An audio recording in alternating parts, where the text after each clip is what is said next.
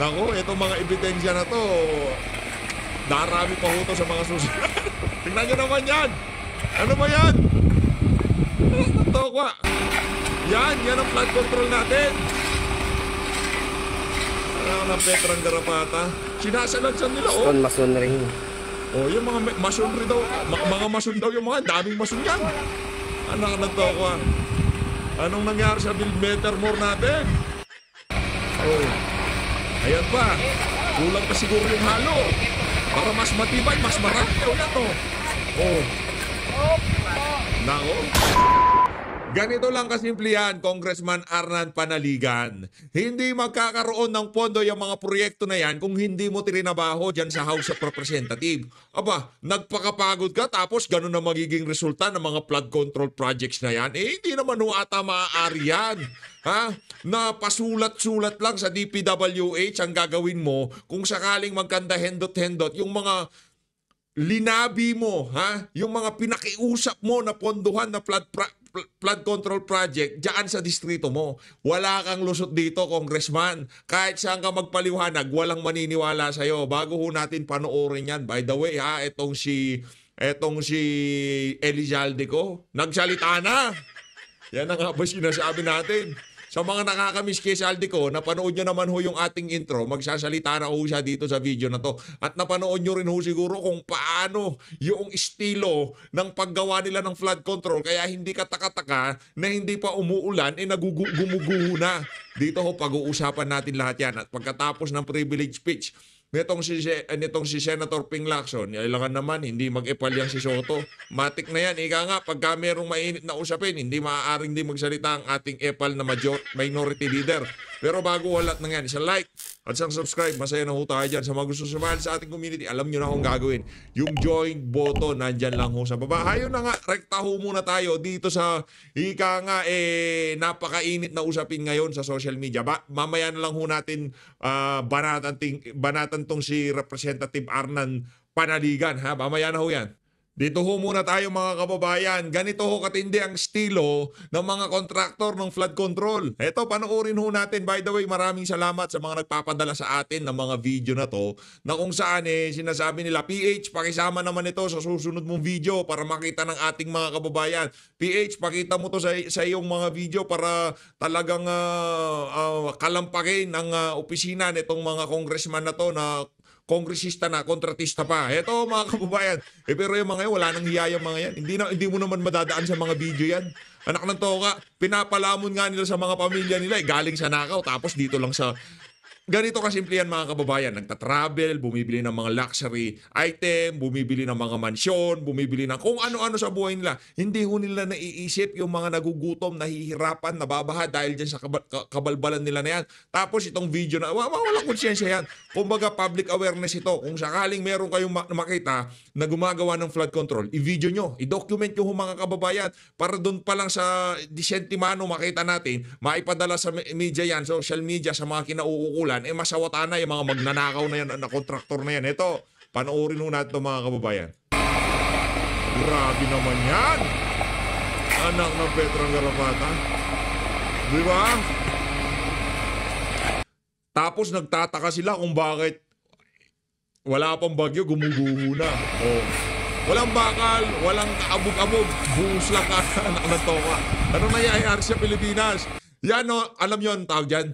Build Better More. Palakpakan ho natin ang Build Better More ni Marcos Jr.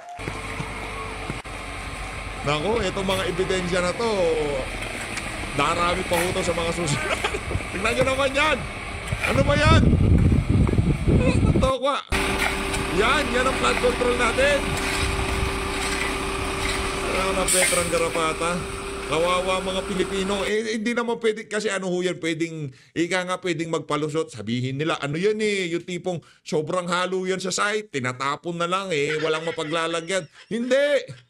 Mga brad, meron nagtatrabaho, meron kumakamada sa simento.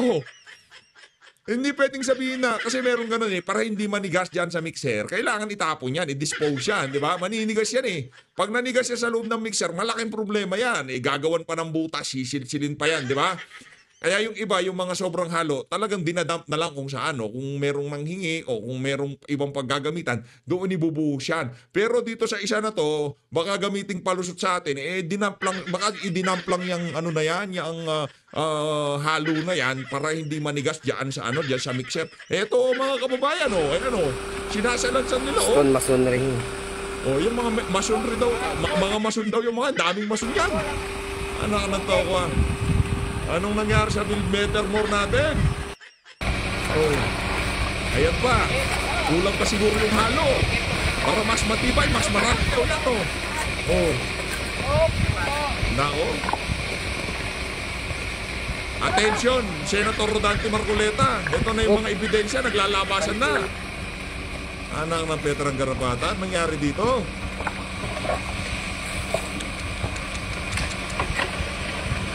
Problema to. Nakita niyo ho ba yun mga kababayan? Maliwanag pa sa sikat ng araw. Talaga namang ang kabalbalan nitong mga kontratistang kongresista o kung wala mga, hindi maaari ko kasi mga kababayan, hindi maglalakas ng loob itong mga kontraktor na to kasi ganito ho yan mga kababayan. Kaya hindi nagsasalita yung mga congressman. Alam na nila na hindi na magagawa ng matino yung flood control na yan.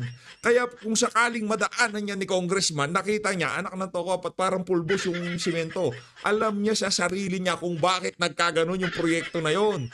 At alam niya na hindi siya pwedeng magsalita kaugnay doon sa partikular na proyekto na yon dahil alam niya, meron na siyang SOP doon sa project na yon. Nakuha niyo ba mga kababayan? Wag ho kayong magtaka kung bakit. Bakit hindi nagagalit itong si congressman?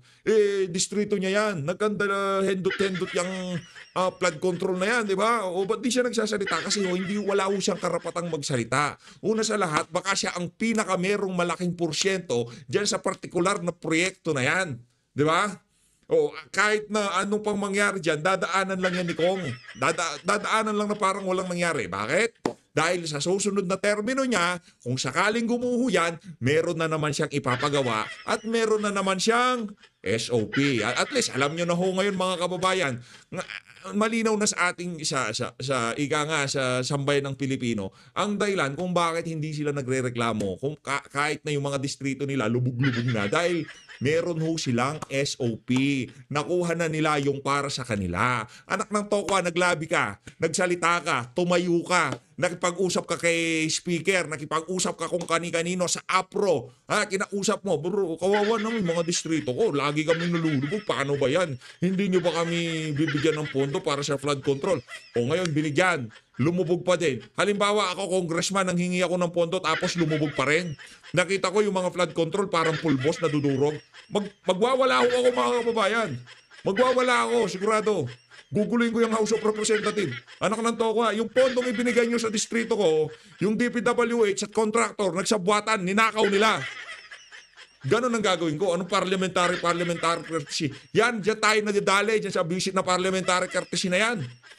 Di ba yung proper decorum, puro naman magnanakaw. Anak ng toko, proper decorum, magnanakaw kayo dyan? Diyan tayo nadadali, sa totoo lang ho mga kababayan. Ang gagaling nila, puro formal. Mr. Chair, Madam Chair. Di ba? Your Honor. Anak ng... Puro magnanakaw naman. Diyan tayo nadadali, diyan sa buwisit na parliamentary courtesy, diyan sa buwisit na decorum, proper decorum. Pagka patay na yung ilaw dyan sa House of Representatives, pinag-uusapan nila kung paano nanakawin ng pera na sambayan. Yun ang nakakagalit di ba? Kasi tayo wala naman tayong ibang bansang pupuntahan. Bakit natin sinasabi to? Bakit tayo tumatayo dito? Dahil ito lang ang meron tayo. Hindi ho tayo kagaya ng mga yan. Merong passport sa Malta. Yung mga anak nila, merong passport sa Amerika. Kahit naiwan nila Pilipinas, yung susunod na saling lahi nila, sa sobrang dami ng ninakaw nila, kahit di na sila umuwi dito, walang mangyari. Okay lang sila. Tayo, anong meron tayo? Ito lang ho meron tayo mga kababayan.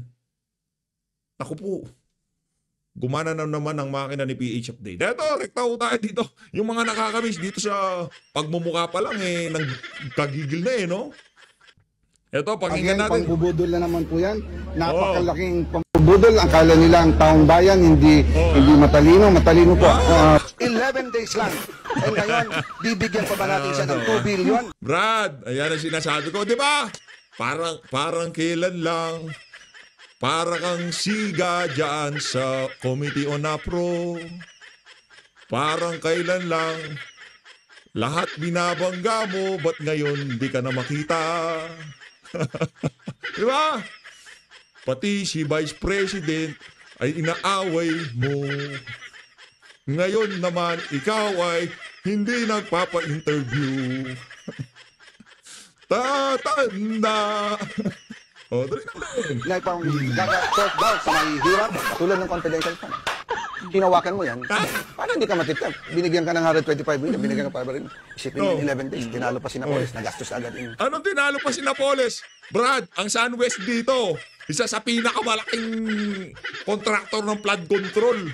Hindi 150 million ng pinag-uusapan natin dito. Nanginginig na bilyon, mga kababayan. Nanginginig na bilyon ang pinag-uusapan natin dito. Yung mga flood control na falsifikado. At isa ka sa mga di umanong founder ng SunWest Inc. na yan. Di ba? Yan ang mga honorable. Di ba? Kagigil kayo. Anak ng toko, pati yung nasa gilid mo na, nakakagigil din. Mga honorable mga proper.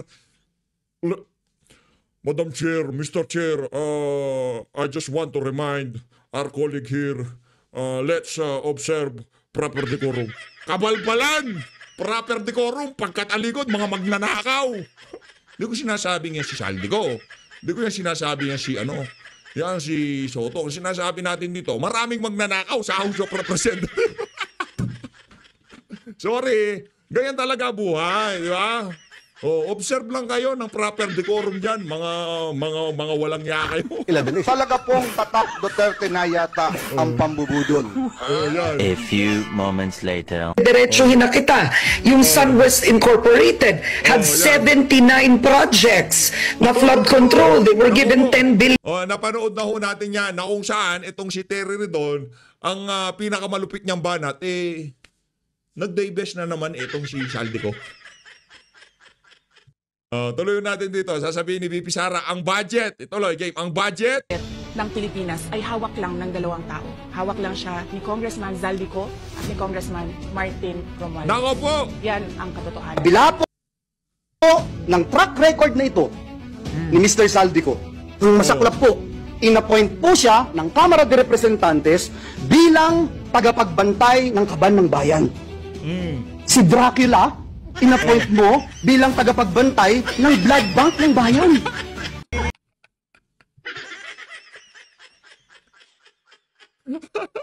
Saldico!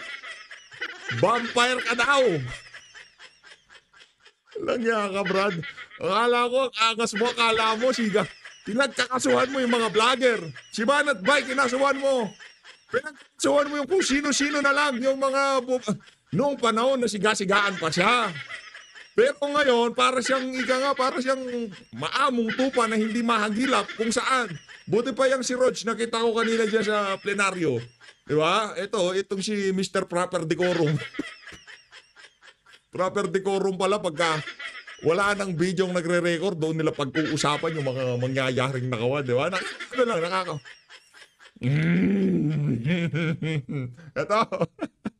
Ito, dito tayo kay Dito tayo kay Congressman Kung ako, huwag mo akong gagalitin, ha? Di kita nalala, pero ayusin mo yung mga magiging sagot mo dito. Magko-question and answer portion tayo. Okay? Pagka hindi ka nakasagot ng matino, may strike 1 ka kay PH Update. Pagka mali pa rin yung sagot mo, strike 2. Pagka wala na talaga, ipapakontempt kita. Ito, game. Umpisa na ho natin mga... Ito, game. Kong. Yes. Hindi questionable ang flood control project sa aming probinsya kasi binabaha ang Oriental Mindoro. Yan. Kasama ang Oriental Mindoro doon sa 10 probinsya na binanggit ng presidente na flood prone. Pero hindi kasama doon sa probinsya na top yung pinakamaraming flood control projects. Hindi kami kasama ron, di ba? Justifiable yan. Kung kayo may mga kusog taga Mindoro, masasabi na kayo. Okay. Strike 1 ka na. Ngayong mga panahon na to, hindi natin pinag-uusapan dito kung marami o konti yung flood control sa distrito mo. Ang pinag-uusapan natin dito, gaano nga ba ka-epektibo yung mga linabi mong flood control dyan sa distrito mo, okay? Hindi natin pinag-uusapan dito top 15, top 100, top 10,000. Wala tayong pakialam dyan sa top na yan. Kung ikaw ay congressman at naglabi ka ng flood control project at yaan ay naging falsipikado at hindi ka nagsasalita, hindi ka namin narinig na, Mr. President, meron kami problema sa distrito ko. Naglabas tayo ng pondo tapos sinuko tayo ng mga contractor at mga DPWH officer. Pag di ka nagganon, Brad, meron tayong problema. Huwag ka nang wala ng justification yung kabalbalan na yan. Tigilan mo yan. Kailangan yung flood control project. So, hindi po questionable yung naglagay ng pondo sa flood control kasi kailangan namin yan. Hindi. Ang question Brad, hindi kini-question yun. Lahat meron pondo ng flood control. Okay? Huwag mo kami pinapaikot-ikot dito. Baka magalit mo ako dito. I-mute kita. Langya ka. questionable yung implementation ng DPWH kasi may nasira. Okay. Yun ang dapat na ayusin. At hindi kayo connected in any way dun po sa kontratista. Yung mga kontratista ay wala isang taga Mindoro doon. Mga kababayan, hindi kailangan maging taga Mindoro ng kontratista, okay? Ang tanong dito, kung falsipikado yung mga flood control, ba't di ka nagsasalita? Bakit kailangan pa yung nasa taas, sa norte, yang si Magalong na magwalaing? Di ba? Yung talagang bumalagbag sa social media para lang mapag-usapan itong mga flood control na to. Bakit? Di ba? O, yun ang tanong. Yun ang sagutin mo. Wala tayong kilala ron at wala tayong nakausap na mga kontraktor na ganyan. Wala tayong connection doon. Hindi natin nakakausap ang mga kontraktor na yon at kung meron akong reklamo sa proyekto ay sa DPWH ko pinapadala katulad ng sulat na ito kasi sila ang implementing agency. Ever since, I never deal with contractors. Yun. Sabi Gusto ko niyo yan. po na feel unfair. Hindi nila kailangan makipag-deal sa... Brad, ano yan? Kakabuisit ka naman. Hindi nyo nga kailangan makipag-deal. Merong mga secret word na ginagamit na yung mga contractor at mga congressman para makuha yung SOP. At yung kung tawagin nila, kickback. Sarap mo... Sarap... Diba? Diba? Hindi ni ang tawag doon Brad, kickback. Ganito galawan diyan, oh. Pakisabi kay Kong, tinapon na namin sa basura yung basura niya. Saan bandang basura niyan? Basta nandun sa nakabox. Yung taas doon puro diaper ang laman pero sa loob flood control yun. Diba? Ganon lang naman kasimplihan mga kababayan. Ganon. O kaya wag mo kami bulahin dito, Kong, ha? Kanina na nakaladkad po kayo. Do you think sana man lang nag-reach out po muna yung opisina ni Senator Lacson? Well, siguro naman, ako naman Senator Lacson, siguro papariwanag ko lang sa kanya kung makakakuha tayo ng appointment sa kanya para ito i-explain. O yan, dyan tayo madadali, dyan sa mga explain na yan. Sa porsinto ka magpaliwanag doon. Doon ka magpaliwanag. Wag dito kay PH Update. Hindi kita papakinggan dito. Anak ng to, wala kang kwenta. Nangingi ka ng pondo, falsipikado flood control, di ka man lamang nagsalita. O dito na tayo sa Senado. Logic naman naglabi ka. Natural, makikipag-agawan ka dyan, pondo yan Meron tayong fixed fund para dito sa particular na taon na to. Ngayon, yung mga congressman na yan, parang mga buhaya. Di ba, pagka hinagisa mo ng patay na hayop yung mga buhaya, nag-aagawan sila. Ganyan yung mga buhaya dyan sa House of Representatives. Pag naaamoy na nila, malapit na yung budget season, yung pang-amoy niyan mabibilis at makikipag-agawan yan sa kanilang mga distrito. Ngayon, nanghingi ka, nabigyan ka, tapos falsifikado project, tapos sasabihin mo, di ka konektado. Ano ka ng tokwa? Kung anak kita, iuumpog kita. Kaso di naman kita anak kaya hindi tayo puupog. Hello? Thank you, Mr. President. Aside from congratulating and commending Senator Ping Lacson, Congratulations. I was discussing this with him earlier. We indeed commend him because he's under the weather. He's not actually well, but he came over to deliver his privilege speech, although his doctors told him to rest and not to go to work today, but still he did. No, you see the importance of what he has to deliver. So I know for a fact that Senator Lacson has never been known to evade any interpellations. But because of health reasons, I would like to move that all the interpellations forthcoming on this privileged speech be done in our next regular session, Ayun. Mr. President. Okay. Kaya pala maraming naghahanap at walang nangyaring tanungan.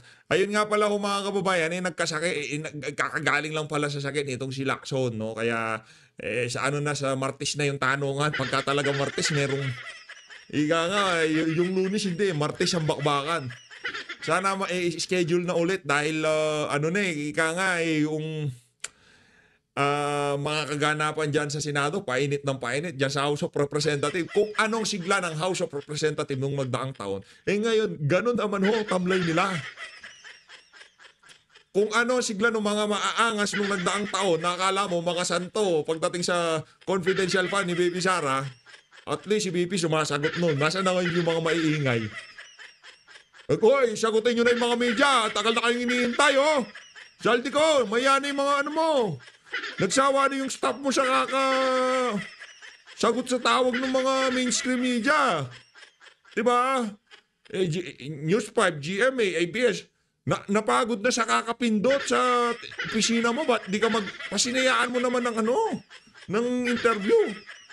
Para makita namin yung angas mo, yung yabang mo nung nagdaang taon. Diba? Yung tipong lahat. Hindi. Duterte, Tadak Duterte. Banatan ko yan. Nasaan na? Nasaan na? Ilabas niyo si Saldi ko. Ano yan makabagong na police yan. Kasi pagka ilinabas yan, alam nyo na kung sino susunod na target. Hindi na sila natuto. Ngayon naman gustong trabahuin si Pastor Kibuloy. Hindi na sila natuto. Lahat ng ginagawa nyo na yan, natatatak sa utak ng mga taga-suporta ni Tatay Digong. Hindi porket, tinatrabaho nyo si Pastor Kibuloy ngayon, tapos na, ganon-ganon na lang ang lagay. Tingnan natin. Yeah. Yes, Mr. President. What does the majority leader say? We are in full understanding, Mr. President, of our good colleague who is more than willing to entertain questions, Mr. President. We all know that. And he's more than willing to entertain questions, Mr. President, by Tuesday, Mr. President, when we resume session. Mr. President, there are a number of senators who would like to make a short manifestation. May I move that we recognize the gentleman from Tarlac, Senator Bam Aquino, Mr. President. The gentleman from Tarlac, Senator Bam Aquino, is recognized. Thank you, Mr. President. Unang-una po sa lahat, nais kong magpasalamat kay Senator Lacson sa kanyang presentation at alam ho natin na napakahalaga ng issue na ito na malaman ho natin kung saan napupunta yung pondo sa flood control at nakikita naman po natin na bilyong-bilyong piso na ang nawawala na dapat napupunta sa taong bayan. So Mr. President, upon the suggestion of the Minority Floor Leader, I will hold off my interpellations for the next session and instead just manifest my support and congratulations to the good gentleman from Cavite. Thank you very much, Mr. President. Thank you, Senator Aquino. Thank you, Mr. President. Next to make a short manifestation is the gentleman from Palawan, Senator Erwin Tulfo. I move that he be recognized, Mr. President. Senator Erwin Tulfo, the gentleman from Palawan, is recognized. Mr. President, this representation fully supports Senator Ping Lacson's call to demand full accountability for the disturbing anomalies in our flood control projects. Kahapon lamang po sa Senate Blue Ribbon Committee na pinamunuan ni Senator Marcoleta na siwalat ang sandamakmak na ghost flood control projects. Kawalan ng master plan at pagpabor sa ilang mga probinsya, gayong hindi naman po kasama sa listahan ng mga flood-prone areas. Nakakapanlumo dahil sa kabila ng bilyon-bilyong pondong inilaan sa flood control projects na ito, ay marami pa rin sa ating kababayan ang nalulubog sa baha. Sa DPWH... Brad, kung ano ka na lang kaya, mag-privilege speech ka na lang kaya. Ano to? Ba't yung binabasa ka? Ngayong mga panahon na to, dahil ang atensyon ng buong Pilipinas ay nasa Senado, lahat gusto maging bida. Walang gusto maging kontrabida. Anak lang to. Nagkakaisa. Yung mga gusto maging presidente, kagaya ni Risa, talaga namang sinusulit ang bawat sandali na ang mata ng media ay nakatuon sa kanila. Kasi sa House, mga walang kwenta yun nandun eh. Hindi, meron namang iilan. O, isama natin si Richard Gomez, baka sabihin, linalahat na naman eh. Sama natin, iyakin yun eh. Nandiyan naman yung si Congressman Unga, BH, Duterte Black, di ba? Nandiyan yung party list nitong si Congressman Rowena Gonzon. Maraming matitino dyan, BH, di ba? Lahat doon, mga walang kwenta na. Pa lamang po ay meron na tayong inilaang halos 996.5 billion pesos o halos 1 trilyon, Mr. President. Ito ay mula sa GAA sa ilalim ng Flood Management Program. Hindi pa po kasama rito ang budget na inilaan sa DNR, MMDA at iba pang mga ahensya para rin sa pagkontrol ng baha. Uulitin ko po, this is nothing less than a grand robbery of our nation. It is for this reason, Mr. President, that I also filed Senate Resolution number 31, which seeks to investigate reported abuse of flood control programs and related projects. Senate Resolution number 70, which seeks to investigate illegal construction of structures and waterways in Palawan. And Senate Bill number 769, which seeks to institutionalize Metro Manila Drainage Master Plan as a long-term strategy for drainage infrastructure development. Mr. President, harap-harapan na pong niyanakawan ang taong bayan dahil sa kakulangan ng pananagutan. Our people deserve no less than truth, transparency, and justice. Huwag na po nating hintayin na lumubog ulit ang bayan bago tayo kumilos. Let's build a Philippines that doesn't just survive the floods. Yan na naman eh. Yan na naman. Diyan kami nadadali eh. Diyan siya yung American accent. Tigilan mo nga yan! Shit ka. Yung kaya ka pinagkakamalang Amerikano eh. Accent ka ng accent eh. But rises above it. Maraming salamat, Mr. President. Thank you, Senator Tulfo, Majority Leader. President, next to make a short manifestation is our Deputy Minority Leader, Senator Risa Ontiveros. Ayoko yan. So tayo, punta tayo kay Senator Rodante. Gang, interview ni Sen Dante. Oy, congratulations kay Sen Dante ha. Ano siya dito sa GMA ho ito. Palakpakan natin ang GMA. Di ho sila nagbibingi-bingihan. Ika nga, wala na silang choice, ika nga. Tuloy. Magandang tanghali, Rafi. Apo, ano pong assessment nyo sa unang araw ng pagdinig ng inyong komite? Dito sa may anomalya sa flood control projects. Sen Dante ho yan, Sen Dante. Kasi yung inilatag naming mga premises, sa aking palagay naman ay matagumpay naming naipaalam sa publiko kung saan ang direksyon ng aming unang mga pagdinig, ano? Unang-una, napatunayan namin na talagang walang coordination ang mga ahensya ng gobyerno na nagpapanukala ng mga flood control projects. Kung ang pag-uusapan ay yung comprehensive master plan.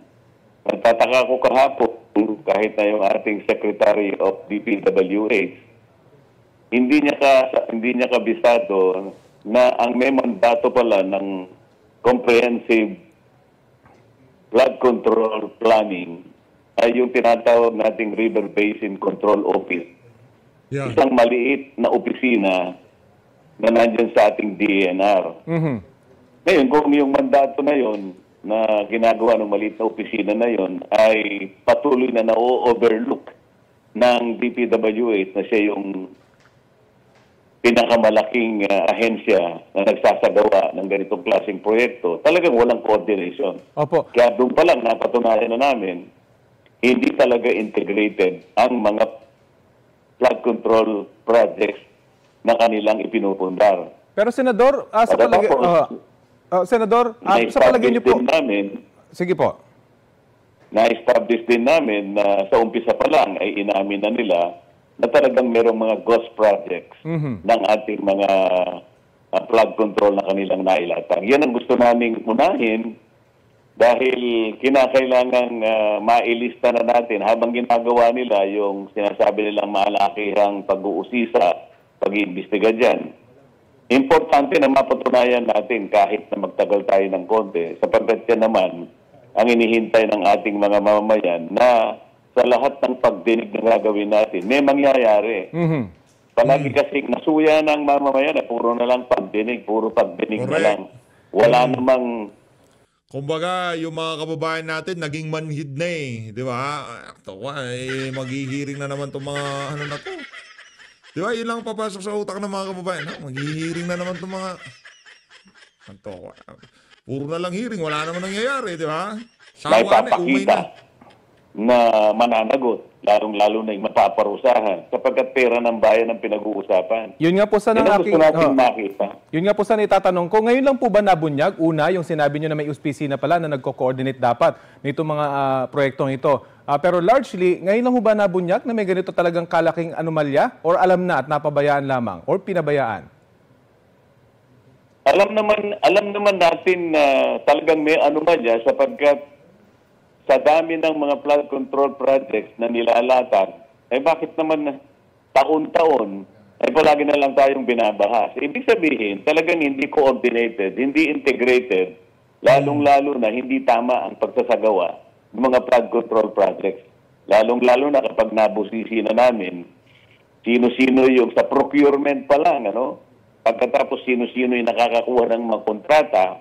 Of course, na-identify na ng Pangulo na may paborito lang kayong 15 contractors na imposible naman sa lahat ng regions halos nandun sila lahat. Mahigit na 2,400 ang ating mga accredited contractors pagkatapos 15 na lang ang palaging nakakakuha ng mga projects. Meron talagang problema dito. Opo. Merong nagkukutsabahan dito. Yun ang gusto nating matukoy. Ano ang gagawin nyo kapag hindi pa rin sumipot itong inyong mga pinasabpina ng mga contractors at hindi tumugon sa inyong sabpina? Ano ang gagawin ng inyong komite? Ayaw kong isipin na hindi sila susunod. Kasi ang nangyari, 7 out of 15 contractors na pinatawag namin ang nakarating naman. Yung iba ay nagpadala ng representatives. Ngunit yung 8 ay nagsabi na may sakit, pinagbigyan na yan. Kaya lang, sinubpina na sa susunod na pagdinig, kinakailangan dumalo sila. Kung hindi, mapipilitan tayong gamitin natin ang puwersa ng komite na mapadalo natin sila. In aid of legislation po, itong mga pagdinig ng Senado, ano mga batas na po nakikita nyo kailangan baguhin o buuin sa ngayon? Pagka naririnig natin yung batas, najujulugan tayo eh. Batas na lang.